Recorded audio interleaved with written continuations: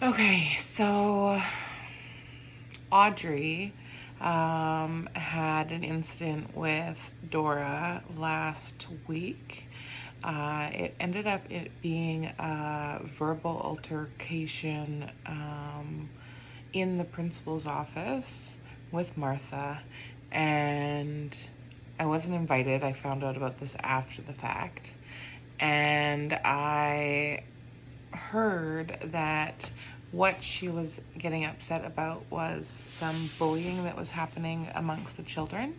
And so what happened was the mom actually got in the face of the assistant who is in our school, and they were, I guess, explaining what was going on. And the mom actually got in the face of our assistant and was like pointing her finger at her. And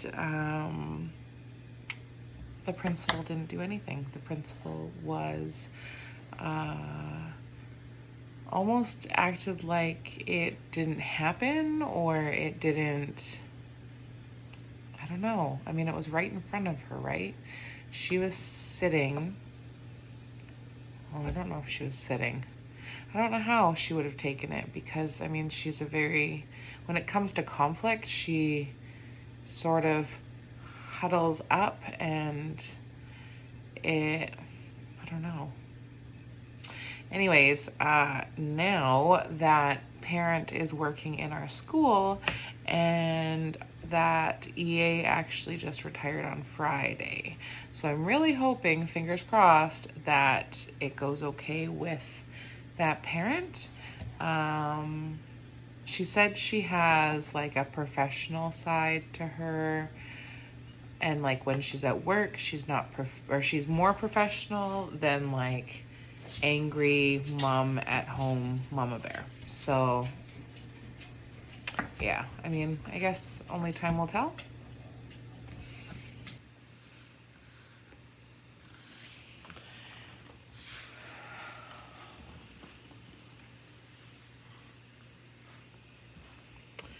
So the story goes as there was an altercation in my school to there's an altercation in my school that went between two people, an EA and a parent.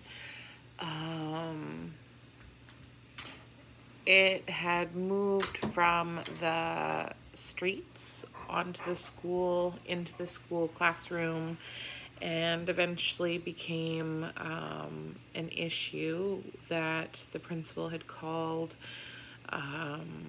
The principal had called the EA into the office without union support, and had the parent and the grandparent in the office with her. And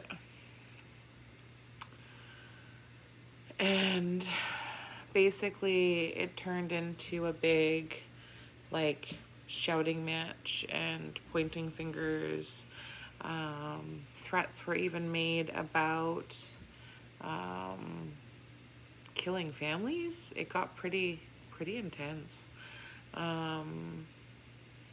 Basically, that support worker wasn't supported by administration leadership, and ultimately that led to that support role retiring early.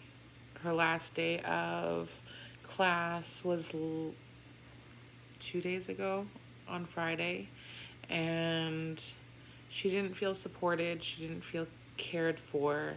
She felt like she was thrown under the bus, which really sucks. Also didn't help that the parent was hired to work in the school as a support worker, a grant position.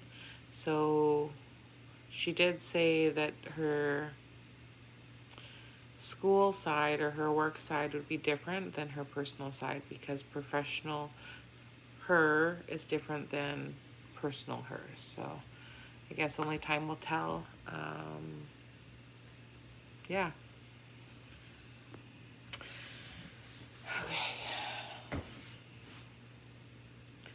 So, this is a story about an EA in my school, teacher, not a teacher, well, I guess she was the teacher, a parent, and our administration leadership.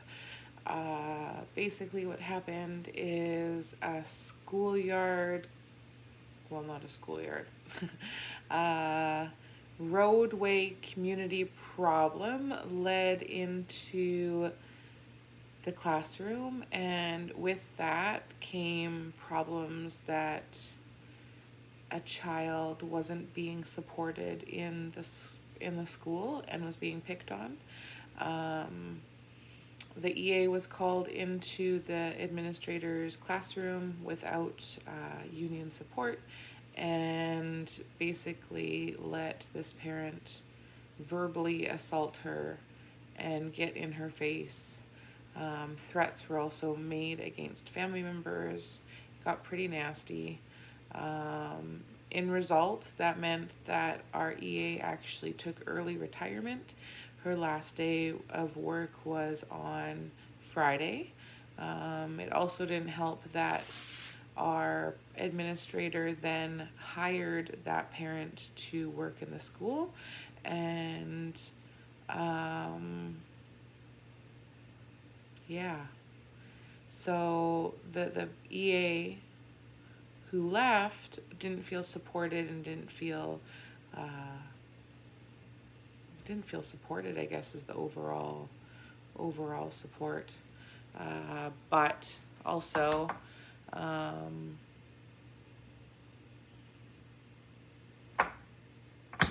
that support.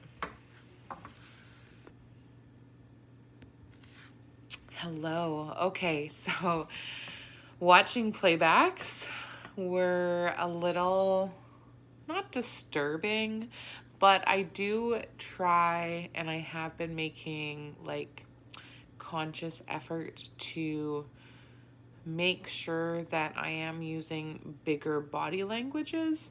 So in my natural, I'm naturally a bigger person. I'm 6 feet and 300 pounds. I'm a bigger person. So as I was younger, I used to actually watch like Superman pose, and I would stand like that to build my confidence, and I feel like that's definitely something that's played a huge role in who I am.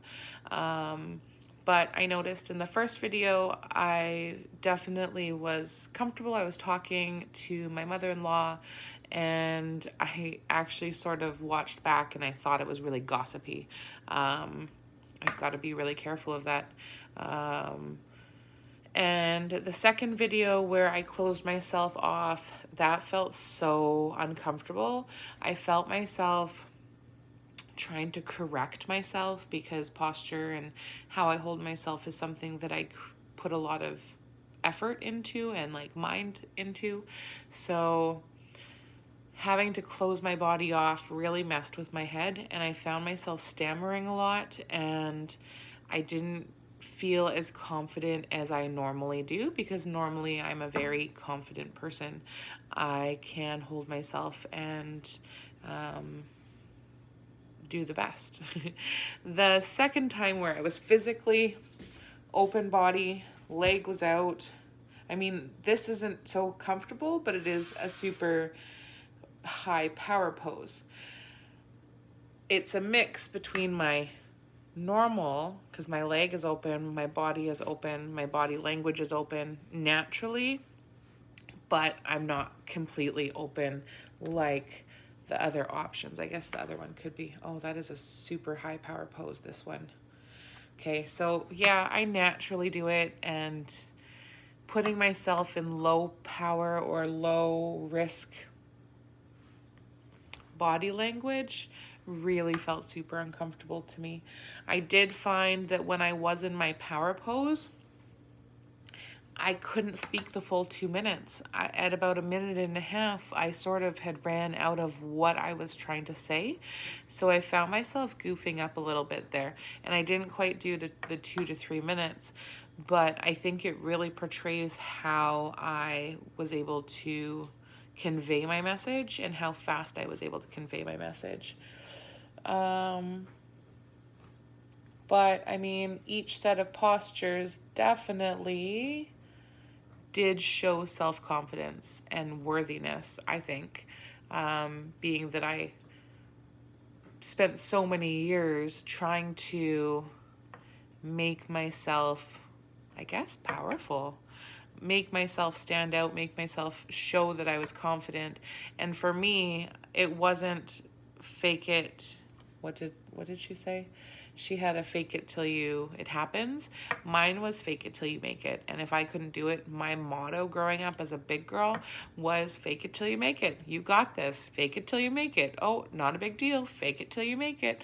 And I mean, eventually happened. So making sure my body was open and I guess in a power pose definitely exudes self-confidence, and it showed in my videos. Thank you for watching and listening to my critique.